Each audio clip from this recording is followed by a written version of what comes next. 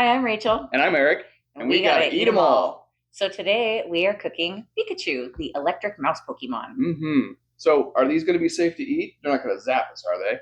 No, these thankfully came directly from our butcher, so they're perfectly safe to eat. There's no residual electricity in them. However, we did get one final shock from these Pikachus.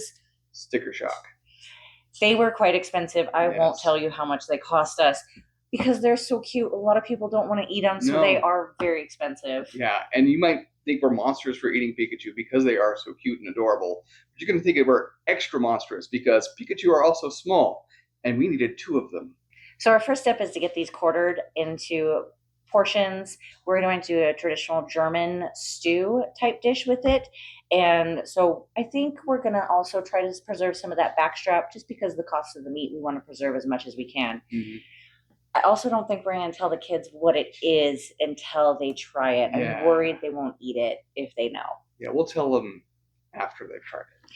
Because Pikachu is so cute. The meat kind of tastes like chicken, but it's a little bit sweeter. So you get some of his personality in the dish as well. So let's get started. Okay.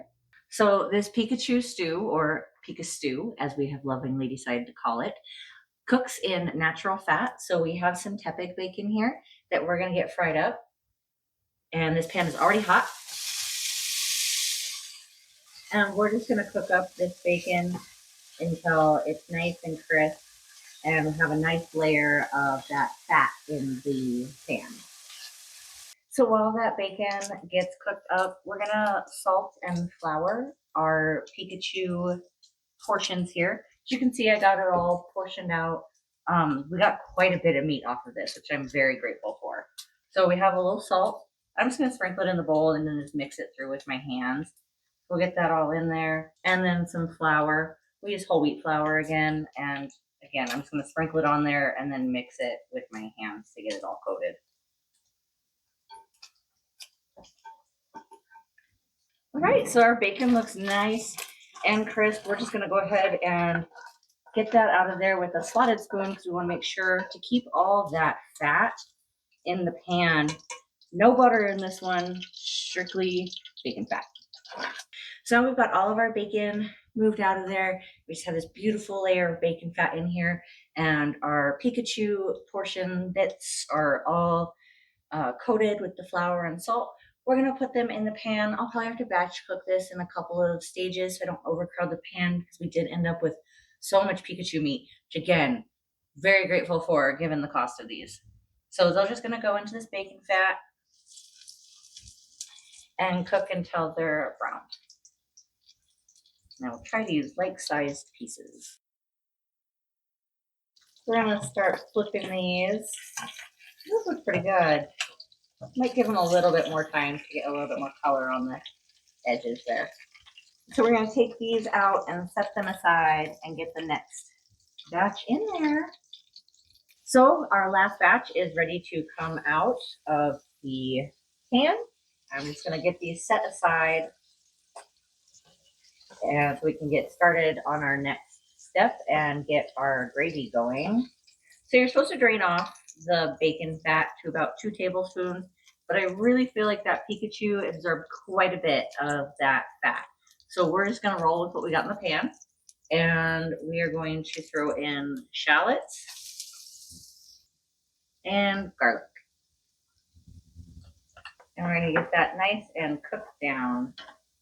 So we've got those shallots and garlic cooked down pretty well. What we're creating right now is a braising liquid for those Pikachu pieces. So we've got some chicken bouillon granules and 1 cup of red wine.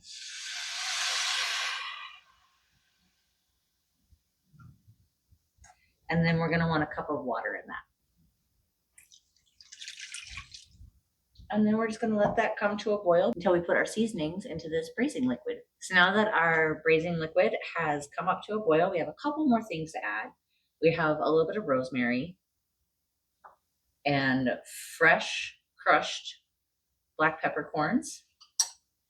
And this is a little plum jelly.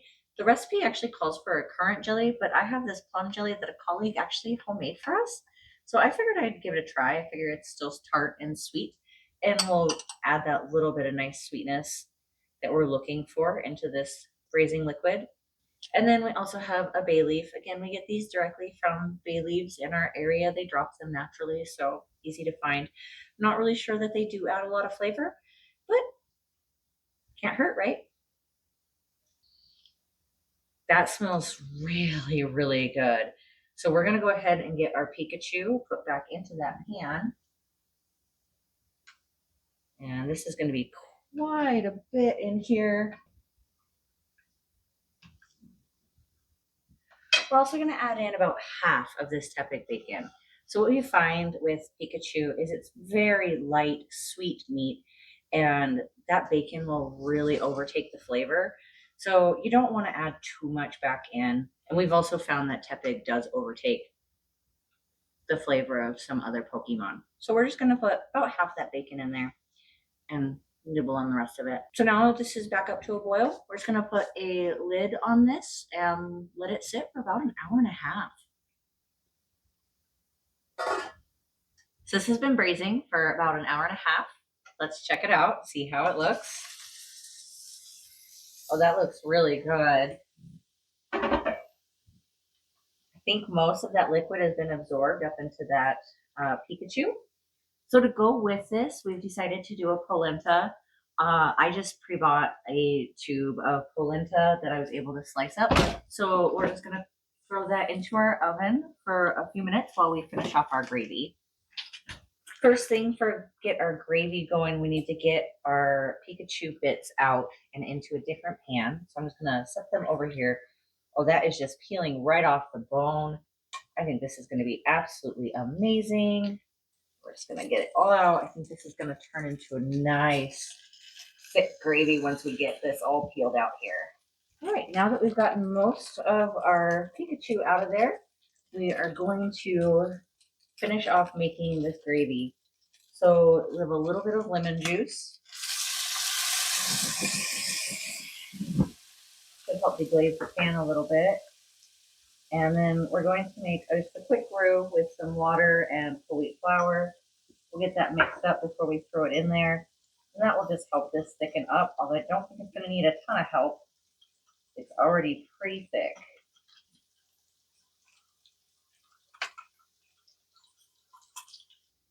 Last step for a little extra seasoning, we have some thyme. And then we're just gonna pour that gravy right over the top of our Pikachu.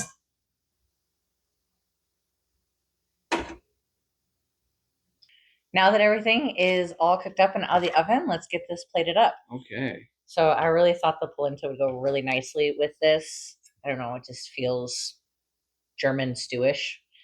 So I think I want this Pikachu. Like that is just falling apart. Like pieces of the Pikachu meat fell off of that as I picked it up. Let's give this a try. Okay.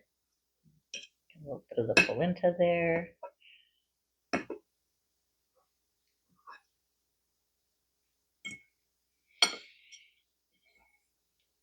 Mmm. That is so tender. It is absolutely delicious. Mm. Probably worth the shocking cost on it. That is amazing. My goodness, that's delicious. Very good. So again, we're not going to tell the kids until after they've tried it what it is.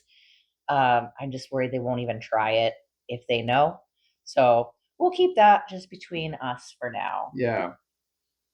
Oh wow. Yeah, that's Oh, it's too good. delicious. Mm. Well, I am really happy with this one. It turned out great. Absolutely. Join us next week when we're going to be cooking up sand shrew. Bye. Yeah, this was really good. What was this? Oh, it's Pikachu.